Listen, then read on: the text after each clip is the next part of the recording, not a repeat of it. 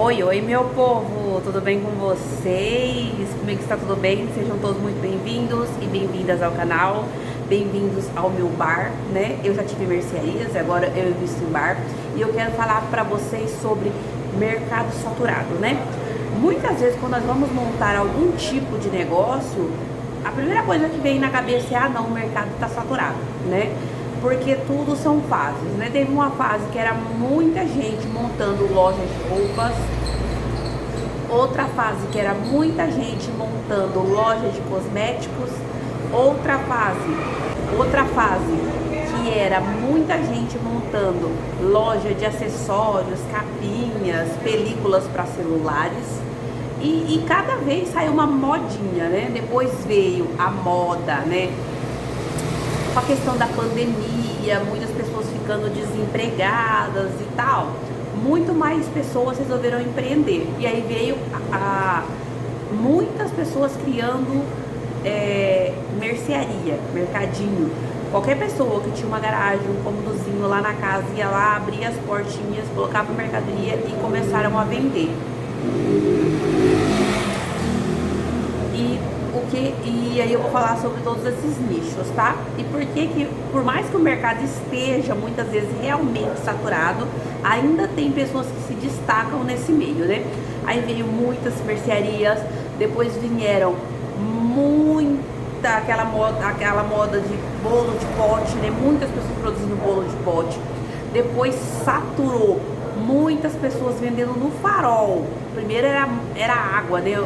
Todo farol, principalmente aqui em São Paulo, que você ia, você não passava sede, porque todo farol que você passava tinha alguém ali vendendo água.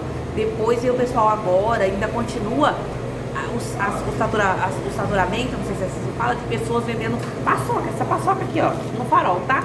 É criança, adolescente, idoso, é todo mundo vendendo essa paçoca aqui no farol, com a caixinha lá, pleníssimo, vendendo essa paçoquinha a R$1 cada. E vende, por mais que esteja saturado, em cada farol que você passa e tenha, tá lá vendendo. Depois veio a onda das adegas, né?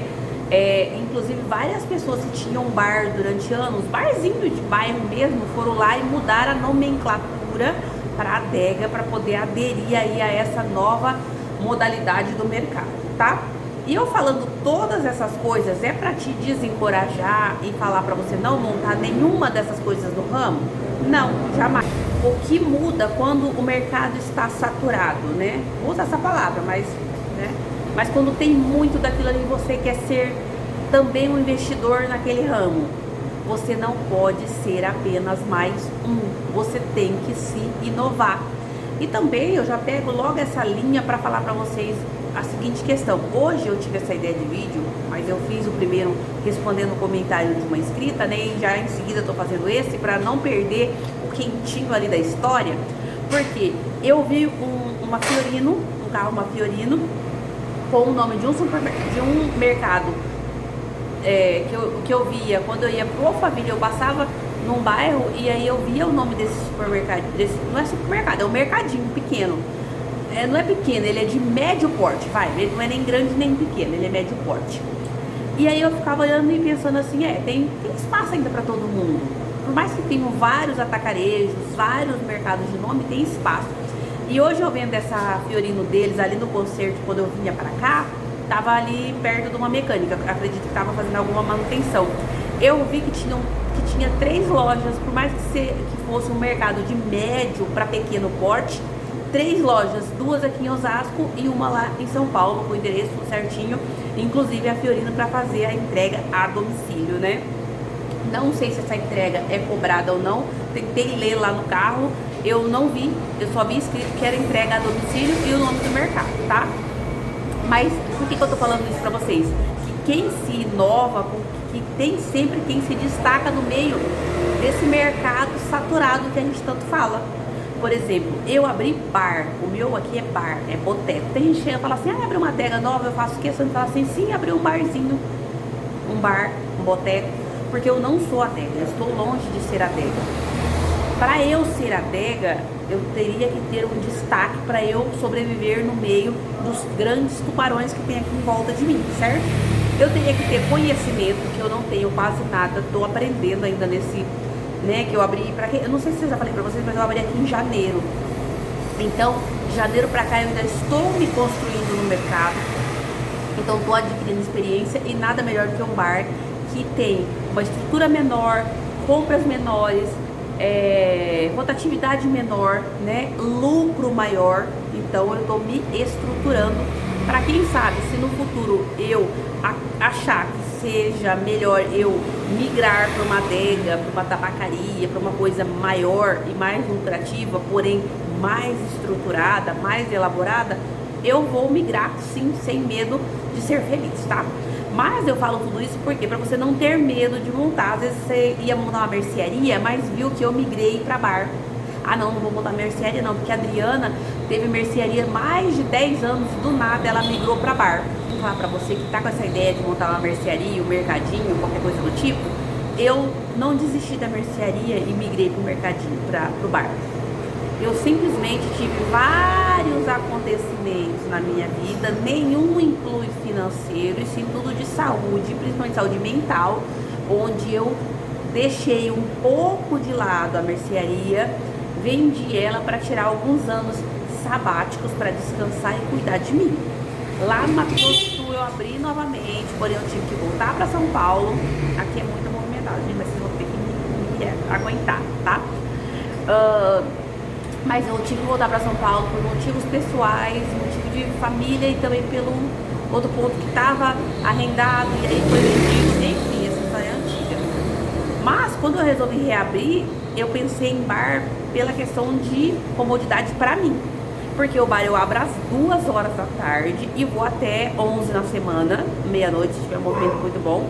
E no final de semana, deixa o pau torar até cair a folha, como eu digo aqui pra vocês, tá? Só que eu fui me estruturando. A primeira atitude que eu tomei para montar o bar é deixar de consumir bebida alcoólica.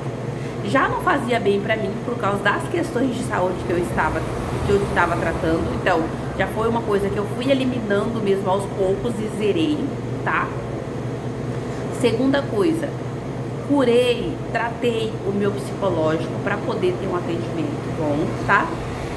E a terceira coisa é, o bar, ele não demanda tantas viagens, tantas reposições, tanta caminhada, porque quando eu tinha mercearia, por que eu contratei pessoas para trabalhar lá comigo? Porque eu demandava muito de mim estar atrás de promoção, atrás de preço, porque a mercearia, infelizmente, é um mercado que está saturado, mas é o que eu disse, tem campo para você ter sucesso sim. Tem muita gente que faz muito sucesso com mercearia. A Lauriane Reis, a Adriana Scaniolato, a Amanda, a Nath, o Joab e a Ingrid, tem muitas pessoas aí fazendo sucesso com mercearia, porém, eles têm o diferencial deles e você tem que achar o teu, tá?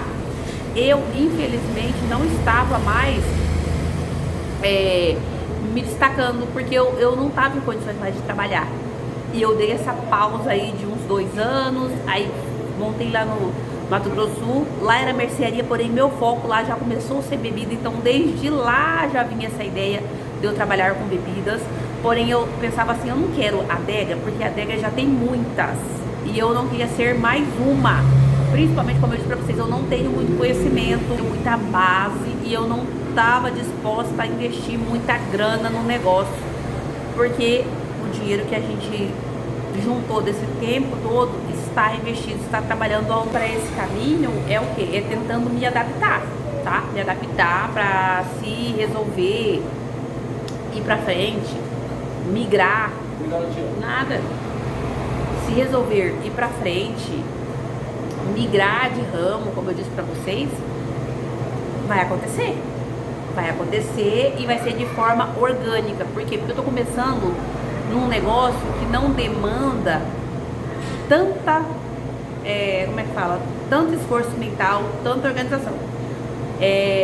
Pra vocês terem uma noção, eu tenho, se você for ver aqui dentro do bar, os produtos que eu tenho que dar pra contar nos dedos. E são produtos de alta rotatividade e de alto giro. E aí quando eu vejo um mercadinho lá de pequeno porte com 3 unidades, eu falo, o mercado, embora esteja sim saturado, por que está saturado? Porque quando os grandes viram que as mercearias pequenininhas estavam tomando o público deles de bairro, eles resolveram rapidamente colocar lojas em todos os bairros. O bairro hoje em dia é desse tamanho. Antes, esses atacarejos, que eram só atacados, depois viraram atacarejos, o que eles começaram? Eles eram antes fora de mão, eram mais afastados. Hoje em dia eles estão se encaixando em todos os bairros. Dificilmente você vê um bairro, principalmente das grandes cidades, não ter um atacarejo desses. E quando não tem um atacarejo, tem um supermercado tão bem estruturado quanto esses atacarejos. Por quê? Porque eles viram campo, as pessoas não queriam mais sair tão longe de suas casas, as pessoas não fazem mais tantas compras de mês, principalmente em cidades grandes. A maioria fazem compras quinzenais, semanais, algumas ainda fazem mensais. Fazem porque ganham ali um dinheiro somente uma vez no mês. Mas o grande público consome menos, cada vez mais, tá? E eu falo em menos quantidade, não em menos valor. E aí isso abriu um campo muito grande para as mercearias de bairro, porque a pessoa, faltou um leite, pega, faltou um sal, pega, faltou um isso, pega, faltou aquilo, pega. Isso virou uma rotina da família brasileira depois da pandemia, né, no pós-pandemia. E os atacarejos, os grandes, vendo esse mercado sendo perdido, escapando pelas mãos, indo para as mercearias, eles resolveram se instalar em todos os bairros de todas as cidades, tá? Hoje em dia só se for muito pequenininha a cidade para não ter, mas sempre tem uma de fora, da rodovia, sempre vai ter. Isso é um auxílio para nós que somos pequenininhos. Na minha casa mesmo, uma quadra, eu posso ir andando lá e pegar. Aí o que a gente pode usar a nosso favor? Final de mês, que o povo não tem dinheiro, eles botam promoção, você vai lá e abastece seu comércio. Aí só tem o favor, você não pode contra o inimigo, junte-se a ele. Já ouviu essa frase? Do limão faça uma limonada. A mesma coisa é quando é pra montar bar e adega, tá?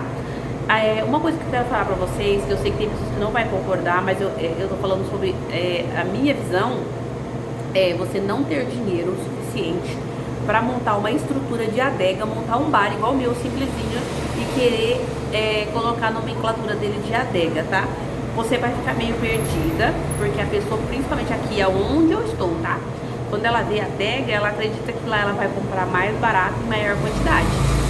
Então você estrutura um bar igual o meu. Eu trabalho no freezer, aqui no máximo que eu tenho é 10 caixas de cerveja. De uma marca que mais das outras é 5, é 4, sabe? É tudo assim, pouco. Então se eu tenho nome de adega, uma pessoa fala assim, não, tá rolando... A pessoa vai falar assim, não, tá rolando um aniversário, um churrasco, não sei lá o quê. Vamos lá na Adriana, lá no bar, na adega da 13 lá, e vamos nos juntar todo mundo aqui e vamos comprar 10 caixinhas de Skol. Eu tenho, vou vender as 10. Só que no meu preço normal, eu não vou bater valor. Agora, se eu sou uma adega, a primeira coisa que a pessoa vai vir vai ser com essa história de, você não pode abater o valor? A minha caixinha de Skol, ela é R$45 com 15 unidades, tá? Gelada.